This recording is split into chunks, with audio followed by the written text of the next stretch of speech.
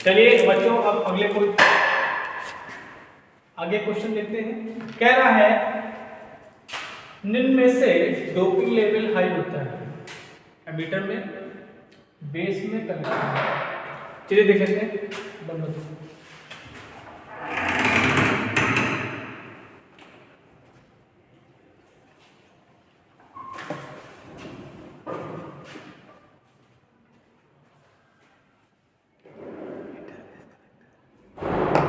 देखिए, ये क्या होता है बेटा? एमीटर होता है। ठीक, ये आपका क्या होता है? बेस होता है। ये आपका कलेक्टर होता है। ठीक, अगर हम डोपिंग लेवल की बात करें तो सबसे ज्यादा आपका डोपिंग एमीटर में होता है। ठीक है, डोपिंग एमीटर में होता है। तो डोपिंग लेवल की बात करें, डोपिंग तो सबसे ज्यादा किस में होगी? एमीटर में होगी, उसके बाद कलेक्टर में होगी, उसके बाद बेस में होगी। ठीक, अब हम चौड़ाई की बात करें तो सबसे चौड़ा कौन है? कलेक्टर। उसके बाद पहला ये हो गया चौड़ाई में, दूसरा ये हो गया, तीसरा आपका ये हो गया। ठीक, अगर हम विड्थ की बात करें, विड्थ माने क्या होता है? चौड़ाई। तो सबसे बड़ा क्या होगा? कलेक्टर होगा, उसके बाद एमीटर होगा, उसके बाद बेस। ठीक है, अब देखिए इसमें जो डेंसिटी होती है वो क्या होती है? 100%। चाहे आपके इलेक्ट्रॉन हो, चाहे आपके होल्स हो, इसमें 100% हो। ठीक है, 5% इसमें रह जाते हैं और 95% इसमें रहेगा। इसमें रह जाते हैं। ठीक, अच्छा, अब इसमें से करंट फ्लो होती है वो क्या होती है? आई होती है। इसकी करंट क्या होगी? आईबी। इसकी करंट आईसी। ठीक, कभी कभी आपसे इनमें रिलेशन भी पूछ लेता है, पूछता है ना, और मैंने भी पूछे। तो इनमें रिलेशन क्या होता है बेटा? इसमें रिलेशन होगा I E is equal to I B plus I C. Clear है इतना? ठीक,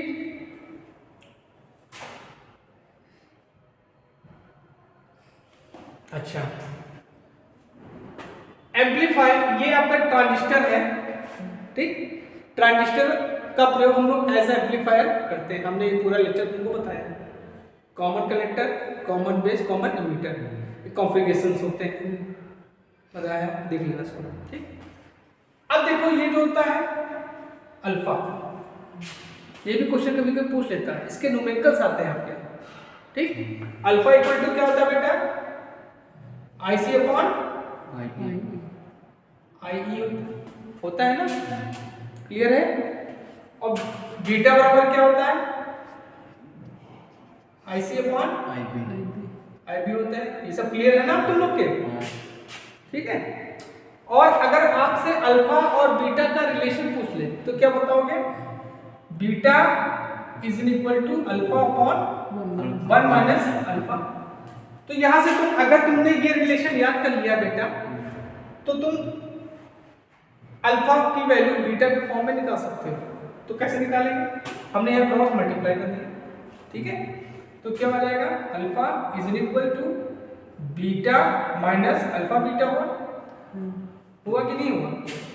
अब हमने क्या कर दिया, इसको इधर ले आया, तो alpha plus alpha beta is equal to beta हुआ। अब यहां से हम क्या करेंगे? अल्फा कॉमन ले लेंगे, तो क्या हो जाएगा? 1 प्लस अल्फा हो जाएगा equal to beta, sorry 1 plus beta हो जाएगा ना? हाँ, तो अगर हम अल्फा की वैल्यू निकालेंगे तो क्या हो जाएगा? Beta upon 1 plus beta. ये क्लियर है? अच्छा, एक चीज बेटा और पूछी जाती है, थोड़ा देर बोलते, एक चीज और पूछा जाता है बेटा, ये सब तुमको पता होना चाहिए। ठीक है, कभी कभी क्या पूछेगा कि जो पूछ लेगा कि जीनर डायोड का कहाँ प्रयोग करते हैं? एज अ वोल्टेज रेगुलेशन में करते हैं, सब बताया? ठीक, अब जैसे मान लीजिए पूछिएगा रेक्टिफायर का क्या काम है, रेक्टिफायर क्या करेगा, एसी को डीसी में कन्वर्ट करता है, ठीक। एक होता है half wave rectifier, half wave rectifier,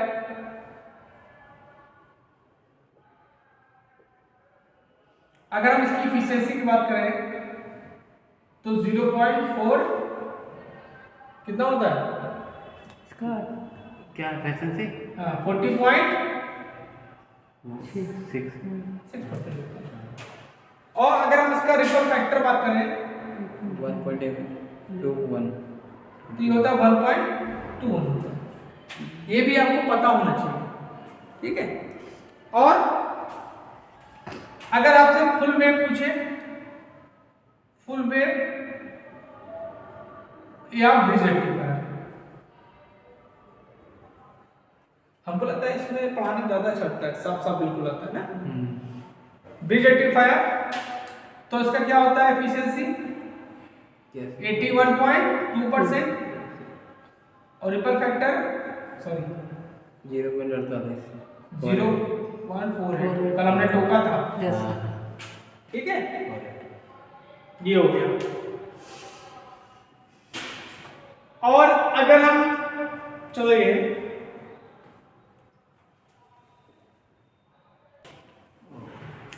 अगला क्वेश्चन देखते हैं। कह रहा है कि यूनिवर्सल गेट किससे कहते हैं, यूनिवर्सल गेट किससे कहते हैं, एंड गेट को कहते हैं, और गेट को कहते हैं, नॉट गेट को कहते हैं, not gate, nor gate, nand gate. इनको पहले छोड़िए आप, ठीक। कभी कभी क्वेश्चन पूछ लेता है आपका कि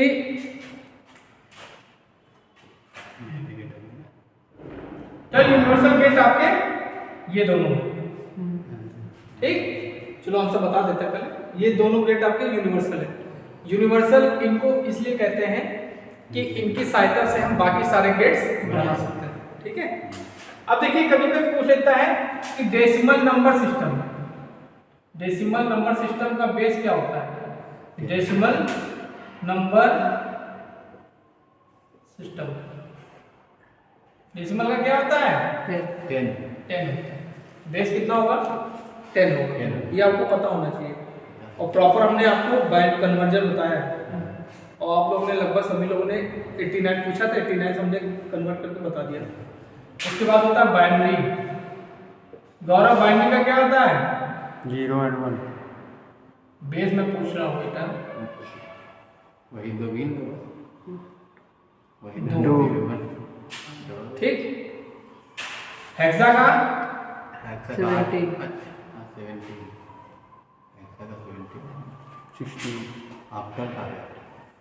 ऑक्टल का 8,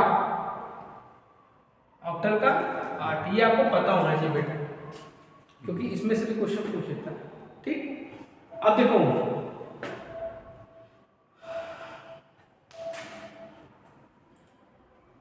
ठीक, एंड माने क्या होता है, और जोड़, एंड माने क्या होता है बेटा,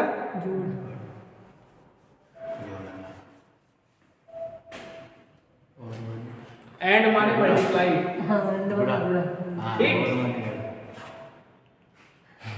तो इसमें देखो क्या होता है, थोड़ा इधर पर कैमरा मैन जब फोकस करिए इधर, देखिए ये एंड का देख लेते हैं, तो इसका सिंबल क्या होगा, ऐसे होगा,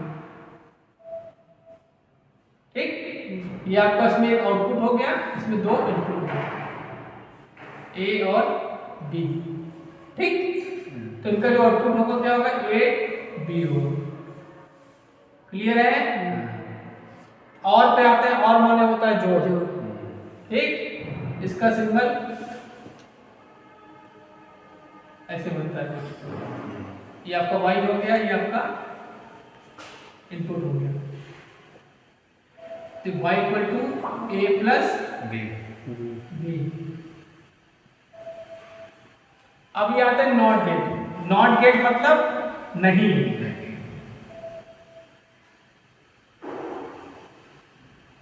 ये आपका a हो गया, आपका y मतलब यहाँ पे जो मिलेगा आपको a बार मिलेगा उल्टा, ठीक। मतलब अगर आप यहाँ पे जीरो सिग्नल दोगे तो वहां पे 1 सिग्नल मिलेगा। सिग्नल 2 होते हैं, 0 और 1 में हो जाएगा। तो यहाँ आ जाएगा y is equal to a bar. अब ये आता है नॉर गेट, ठीक। नॉर गेट मतलब क्या हुआ, नॉट प्लस और, ठीक। तो और गेट हमने ये बना लिया, और यहाँ पे एक और लगा दिया, ए हो गया, ये बी हो गया। तो यहाँ पे जो आपको मिलेगा ये हो जाएगा a प्लस बी का बार, ये आपका क्या हो गया, नॉर गेट हो गया, ठीक है। अब आते हैं नैंड गेट। नैंड गेट का सिंबल क्या होगा, ये y हो गया, ये आपका a हो गया। तो y इक्वल टू इसमें होगा ab का बार, ठीक है। बाकी ज्यादा डीपली आपको पढ़ना है तो हमने पूरा लेक्चर दिया है इसका, उसे पढ़ लीजिएगा। उसमें हमने ट्रूथ टेबल भी आपकी बताई है, और इन गेट्स की सहायता से हमने सारे गेट्स बना के भी दिखाए, आपको दिखाया है ना, ठीक है। देखिए बहुत ही इंटरेस्टिंग क्वेश्चन है ये, cos फाइव डेट डैश होगा, ठीक। देखिए cos फाइव मतलब होता है पावर फैक्टर, शक्ति गुणक। देख शक्ति गुणक क्या होता है, वोल्टेज और करंट के बीच में जो कोसाइन एंगल होता है उसको हम लोग पावर फैक्टर बोलते हैं। The cosine angle between voltage and current is known as power factor. देखिए cos phi equal to r/z होता है, बहुत होनहार बच्चा है ये, अब पढ़ने लगा है, ठीक। तो cos फाइव इक्वल टू क्या होता है, r/z होता है, ठीक है।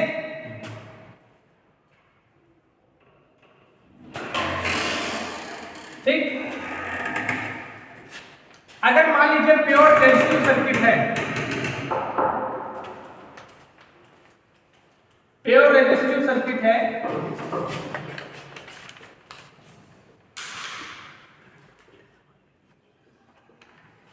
प्योर इंडक्टिव सर्किट है,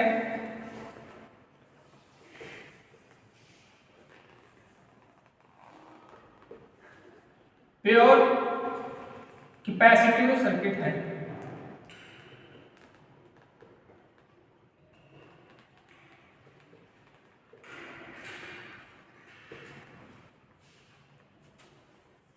ठीक। तो अगर प्योर कैपेसिटिव सर्किट है तो उसमें पावर फैक्टर की वैल्यू क्या होगी, यूनिटी। cos फाइव क्या होगा आपका, यूनिटी होगा। अगर प्योर इंडक्टिव हो तो cos फाइव क्या होगा, लैगिंग होगा। लैगिंग को हिंदी बोलते हैं अजुदिन है क्या, पक्षगामी, ठीक। और इसमें क्या होगा, लीडिंग। तो इसीलिए हम लोग कैपेसिटर का प्रयोग पावर फैक्टर इंप्रूवमेंट के लिए करते हैं, ठीक। देखिए cos फाइव इक्वल टू ये भी होता है रियल पावर बटे है अपरेंट पावर।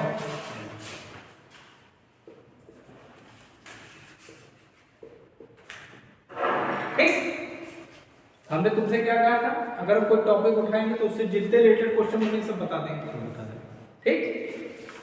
अच्छा देखिए पावर आपकी 3 होती है, एक होती है आपकी रियल पावर,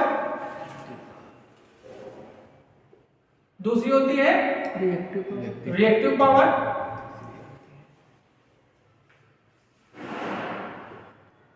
एक होती है apparent power. Apparent power, real power को हम लोग वाट से रिप्रेजेंट करते हैं, किससे, वाट, ठीक। और इसका फॉर्मूला होता है VI cos फाइव, क्योंकि रियल पावर में आपका पावर फैक्टर होगा, ठीक है। इसको हम लोग कहते हैं रियल पावर VAR से, किससे, VAR से। और इसकी फॉर्मूला होता है VI साइन थीटा को चाहे साइन फाई को, अरे तुम साइन सिग्मा का ले लेना, कोई दिक्कत नहीं, हम सही कर देंगे, ठीक। और अपरेंट पावर होती है, इसको VA से प्रेजेंट करते हैं, ये होती है VI, ठीक। अब देखिए ये जो अपरेंट पावर होती है,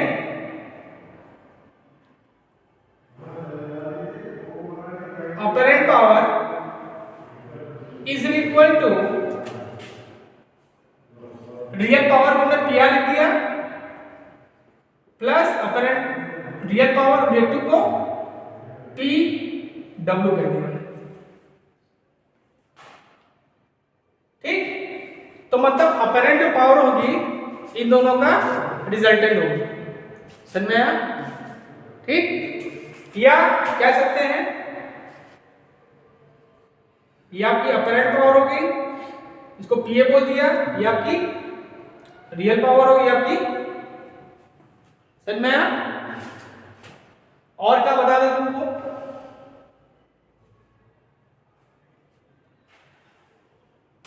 देखिए अब अगला क्वेश्चन देखते हैं। स्टार कनेक्शन में लोड करंट, इसको लोड करंट बोलते हैं, ठीक है, लोड करंट को या लाइन करंट, ठीक। और ये फेज करंट में संबंध होता है IL equal to √3 times IPH होता है,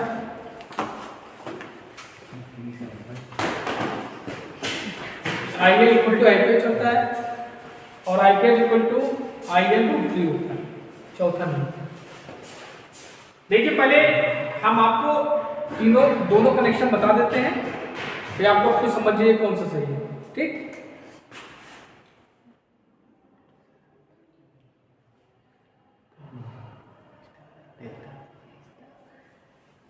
गौरव ये कौन सा कनेक्शन है? स्टार,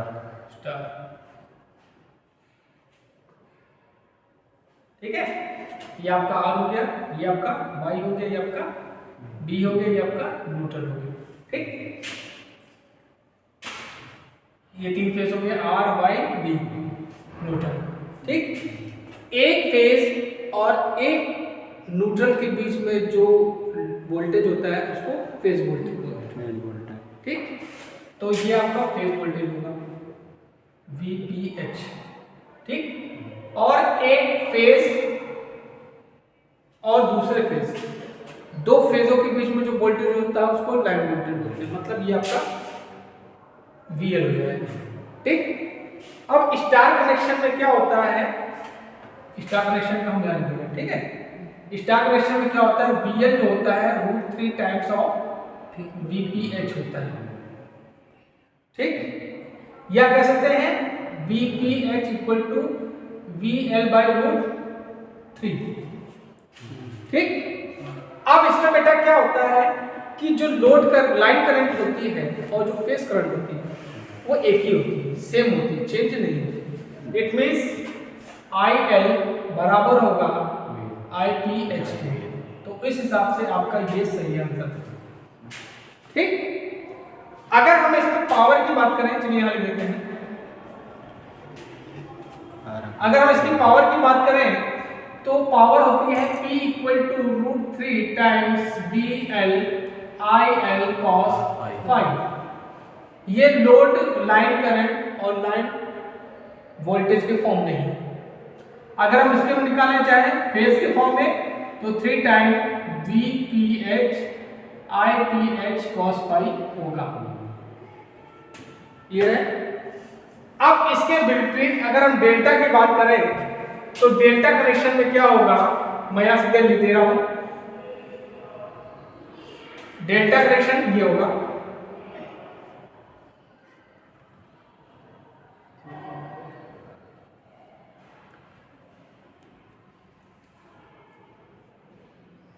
ठीक, ओके। ये तीन फेज हो गए R Y B। इस केस में क्या होगा, वोल्टेज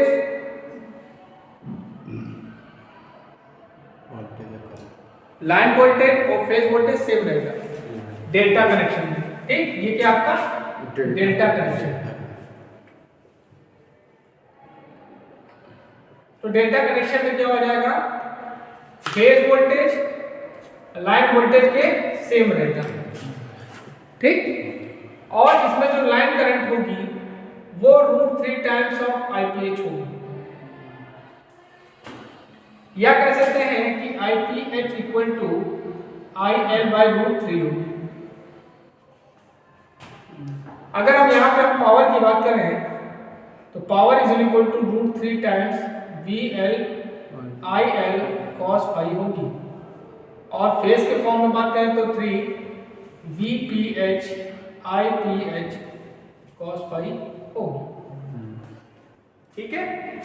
अब देखिए इसमें से एक क्वेश्चन बहुत आता है और आया है, फॉर्म फैक्टर पूछ लेता है और पी फैक्टर पूछ लेता है। देखिए फॉर्म फैक्टर को हम लोग किससे रिप्रेजेंट करते हैं? KF से। ये होता है आपका I, बताओ, I RMS अपॉन IAB। इसको सॉल्व करोगे तो क्या आ जाएगा? ये होता है आपका 0.707 I max upon 0.637 I max। इसको सॉल्व करोगे तो 1.11 आता है। फॉर्म फैक्टर का वैल्यू क्या आता है? 1.11 आता है, ठीक। और जो पीक फैक्टर होता है इसको KP से रिप्रेजेंट करते हैं। ये क्या होता है? I max upon I RMS होता है। तो I max ये हो गया, और इसकी जगह क्या लिख सकते हैं? I max अपॉन √2 लिख सकते हो। √2 पर चलेगा, max कैंसिल हो जाएगा, तो हो जाएगा आपका √2 मतलब 1.414, ठीक। तो KP की वैल्यू KF की वैल्यू होगी 1.11, ठीक है, या KP की वैल्यू हो जाएगी 1.414। ये आपके जबान पे रटा होना चाहिए, क्वेश्चन पूछा जाता है, ठीक है।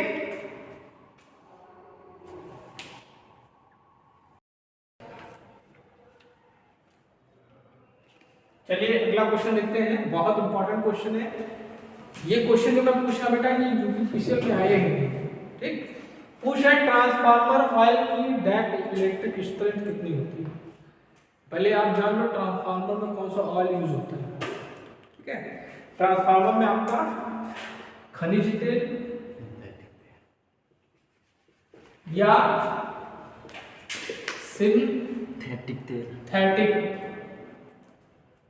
तेल यूज होता है। इसका फ्लैश पॉइंट कितना होता है? 140 डिग्री सेल्सियस, ठीक, ये भी आपको पता होता है। अच्छा 35 kV, 120 kV से 150 kV, 200 kV, 30 kV, 25 kV नहीं। तो जो ट्रांसफार्मर का ऑयल होता है उसकी जो डाइलेक्ट्रिक स्ट्रेंथ होती है बेटा वो कितनी होती है? 35 kV होती है। ट्रांसफार्मर ऑयल, जो ट्रांसफार्मर ऑयल है उसकी डाइलेक्ट्रिक स्ट्रेंथ कितनी है? 35 kV। कुछ बुकों में आपको 33 kV भी देगा, वो भी सही है, ठीक। 120 से लेकर 150 किसकी होती है? ये आपकी पोर्सलेन की होती है। किसकी होती है? पोर्सलेन की जिसका इंसुलेटर बना होता है, ठीक है। 200 kV जो होती है आपकी माइका की होती है। माइका आप तुम कहोगे सर इसके लिए फोटो खींच ले। ये होता है आपकी ग्लास की, कांच की। ये होती है आपकी बैकेलाइट की। बैकेलाइट क्या होता है? इंसुलेटर होता है।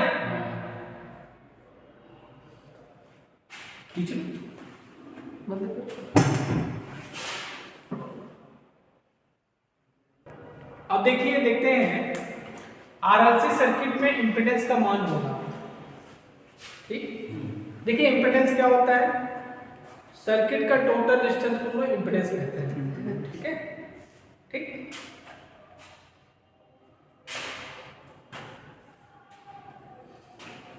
पहला ऑप्शन क्या है?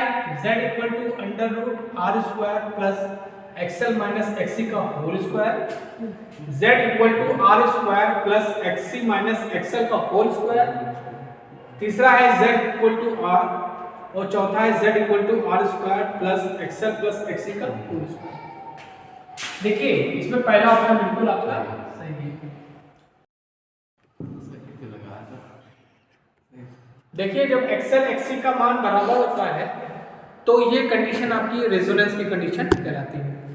ठीक, क्या कहलाती है? Resonance, resonance. ठीक, और रेजोनेंस फ्रीक्वेंसी की वैल्यू क्या होती है? 1/2 पाई अंडर रूट LC होता है। ठीक है, ये भी आपको पता होना चाहिए। अच्छा, अगर पावर फैक्टर की बात करें, ठीक, तो इसमें पावर फैक्टर क्या होगा?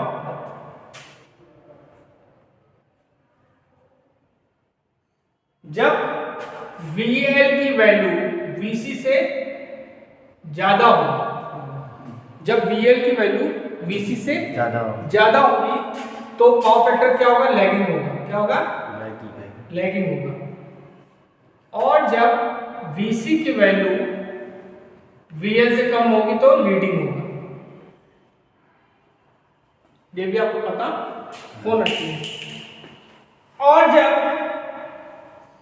VL VC के बराबर होगा तो क्या होगा? यूनिटी। एक ही बचा, यूनिटी होगा। अच्छा,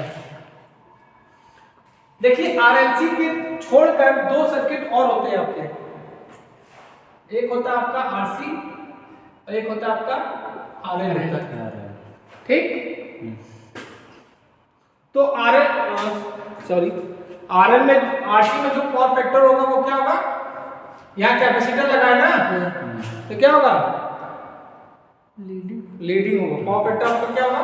लीडिंग होगा। और यहाँ पे क्या होगा? cos phi लैगिंग होगा क्योंकि L लगा है।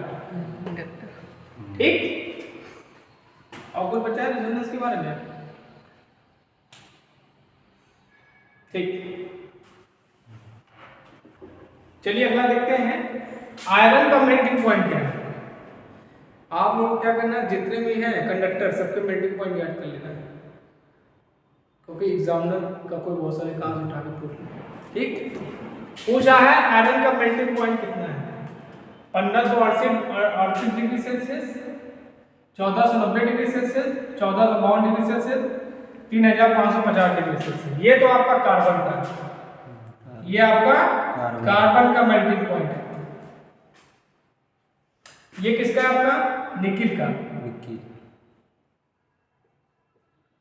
ये किसका? आपका कोबाल्ट का। कौन बचा? ये आपका है। ठीक है।